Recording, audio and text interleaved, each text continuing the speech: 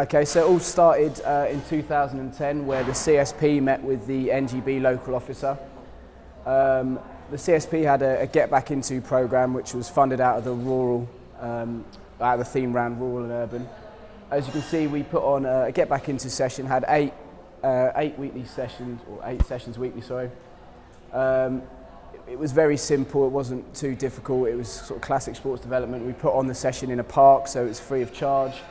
And it was sort of marketed in the standard way, posters in leisure centres, social media, etc, etc. As you can see, it was met with sort of relative success to start off with. We had 84 participants through the programme, through the 8-week programme, sort of 2/3 of which, or sorry, 3/4 of which were female, and because of the ethnic makeup of Luton, 3 BME is actually quite, or Bedford and Luton is quite low, and something we'd look to address later on. As you can see well, here, these are the sort of the weekly figures. If I'm honest, again, I wasn't there, but the reason we saw the sort of spike to 43 in the last 2-3 weeks out of the last 8-week programme was the weather. So it got sunny and more people came, and then it rained and less people were there. So born out the back of that, we created a Rounders League.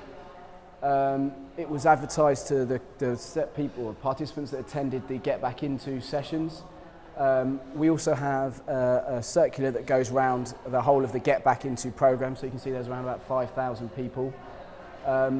We had 8 teams entered the first league, so that was quite successful. Affiliation was paid by Rounders England. And then, as most other sports, there was a subs cost of about £1 per session. And it was relatively informal in terms of the coaches we used as umpires, but then we trained up umpires as part of the league going forward. Oh, sorry, and as I should say, we, as the CSP, as part of the programme, administered the league centrally. So in 2011-2012, again it ran in the same format, 8 teams. Although we got some partnership funding from Rounders England, and they paid for more umpires to be trained up.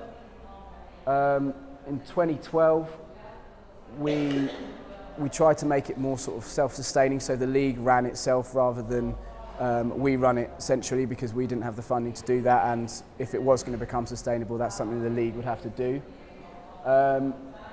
There's some of the sort of things we tried to achieve. So a committee was created, a constitution created, although that had some stumbling blocks, and I think Heidi and Sam might be able to give a little bit more detail about that.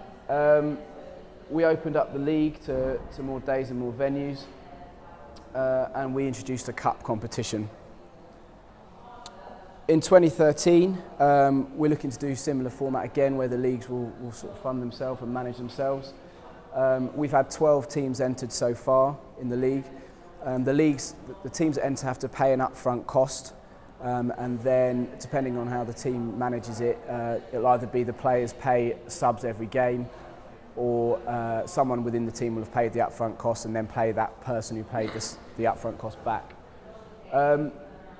I've put less umpires, so it's easy to manage. From discussions with Heidi and Sam this morning, it's the other way. We want more umpires, so that's my fault. I apologise for that. Social media is a big sort of aspect of how we advertise the league and the Get Back Into programme generally. But you still do need the classic leaflet dropping, putting in posters up in leisure centres, face-to-face marketing, etc. Again, we've tried to build the committee and make it more sort of formalised, and get the league its own bank account, which is something we've been able to succeed on.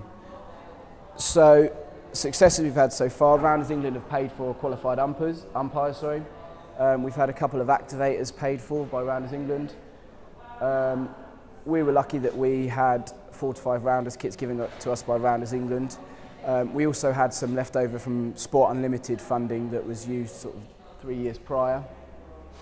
As I sort of alluded to, social media was quite important and is quite important. It's a way that we attract new people to the league, as well as the face-to-face marketing of the participants from each team.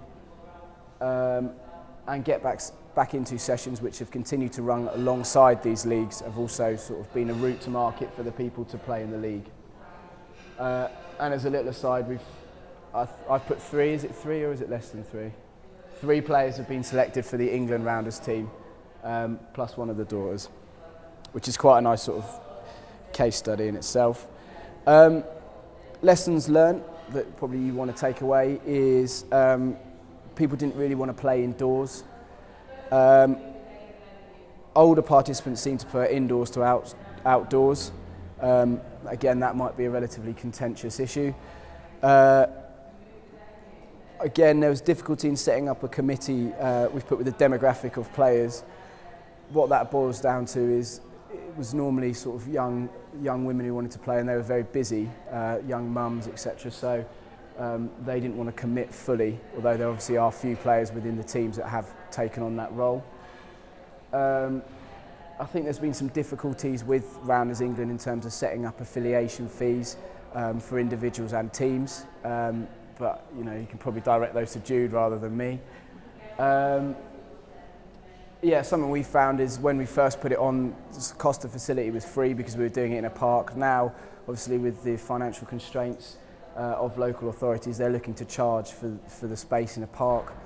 You can sort of make of that what you will. You can pitch up to the park and play and not pay if you want to, but we've always taken the opinion that we should pay because otherwise we can get turfed out pretty quickly. And another thing is it's a secondary sport for a lot of our participants. So we found a lot of netball teams have joined the league as they want to do something in the summer in their off season.